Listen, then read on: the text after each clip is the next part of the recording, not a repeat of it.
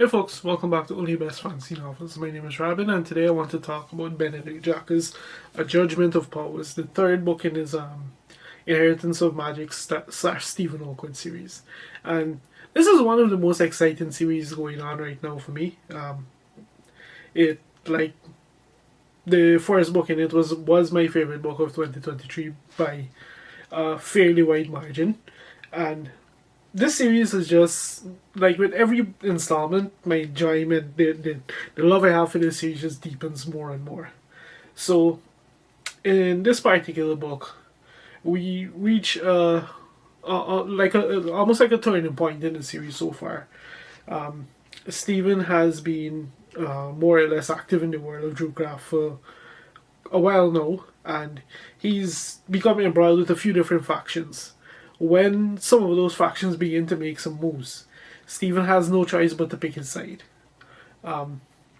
So, for a bit of context to what I'll talk about when it comes to this book, one of the things I did come across was Benedict Jacka mentioning that his plan for this series, which is going to be a lengthy series similar to his Alex Verez series, his plan for this particular series is to break it up into multiple sub-arcs. And this book very much reads like the ending of a sub-arc.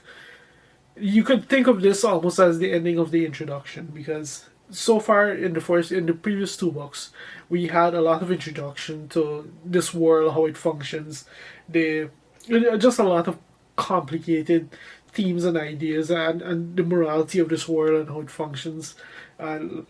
These books, given how short they are, and in terms of page count, they have a very wide cast and that kind of thing. So, like, a lot of time was spent fleshing out the world, introducing the characters, and in the second book as well, building on the ground from the first book, whilst introducing more characters. And this book feels like a turning point because it wraps up many of the plot threads that started both in the first and the second book. Many of the mysteries, like I mentioned, there are different factions, and Stephen has to choose different ones. So, like, a lot of things come to a head in here. We get conclusions to some minor story arcs, enough to the point where this book very much feels like a turning point in the series. We see we see the shape of how things are to come, essentially. With the series as it progresses. Not that things can't change, because you can never say never when it comes to Benedict Jacka as an author. When it comes to this particular installment, setting aside that aspect of it, with how this book kind of fits into the larger series, and how it's dealing with the story arcs from the previous books and so, like, this book has a lot going on that makes it feel very much like a series installment. It When I think on the story that it tells, it doesn't stand very well on its own. It's very much preoccupied with dealing with those story threads from the previous books, and in some of the best ways possible, because, like, we've been introduced to some very interesting characters, and in this book we kind of like I said, the relationships that were kind of tentative, that were kind of if they kind of become formalized. That's a bad word to use to like we kind of get the status quo established, essentially, when it comes to that kind of stuff. And one thing that really stood out for me when it comes to the characters in this book, this one more than any other, is that when I was reading it, I couldn't help but think back on how the characters were handled in his first series, the Alex Verez series, where we had, like, the main character was well fleshed out, and then everyone else was practically two-dimensional, how thin and flimsy they are. In this series, that's definitely not the case. Like, everyone has their own kind of agenda, everyone has their own kind of goals, and their own situation, and that bleeds into the story in just so many fascinating ways. Like, the plot, it is very tight, it's very focused, but at the same time, when these different characters exhibit their individual agency and that kind of thing, we get, like, these tiny derailments that they're not like real derailments, because it's not like we go on, like, massive tangents or anything, but there are derailments from Stephen's story, while at the same time contributing to the overall story as a whole. So, for example, we might go on a on a minor tangent with a particular friend who has a particular objective, and by helping that friend fulfill that objective, Stephen is helping to solidify an ally or that kind of thing. So it's a compounded development, which really works well.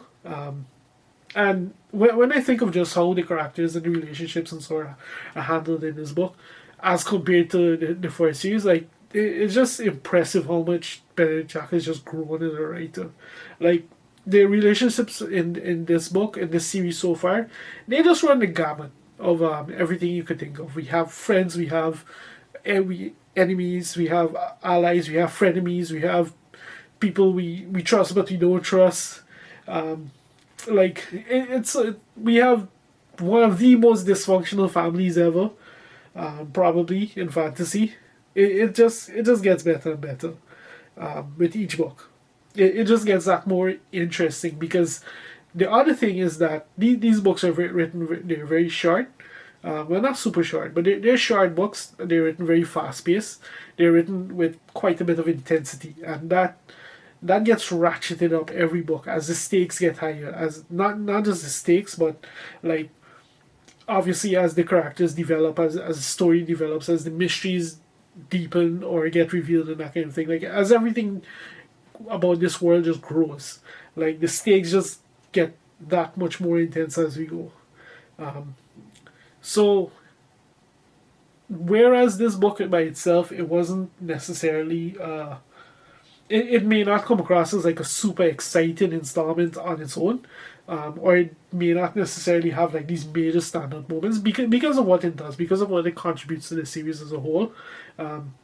And you know, just some of the revelations in here, some of the choices that Stephen's forced to make, some of the shift in directions that different relationships with different characters take, and so like you can already tell that this is like almost like a watershed moment in the story where, okay, things are like a status quo of sorts is established. From here on out, it's all gas. And that's kind of what I'm expecting from the next book. Because of the way that this one plays, just because of the way this one like plays out. So yeah, like exciting stuff because of the ramifications. Not to say that this book is boring by itself. Like it has quite a lot to contribute on its own. The majority of it is all about like developing the character dynamics and just building ties and like exploring the mysteries and these sort of different things.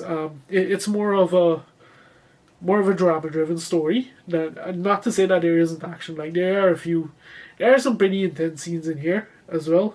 A few to keep things interesting.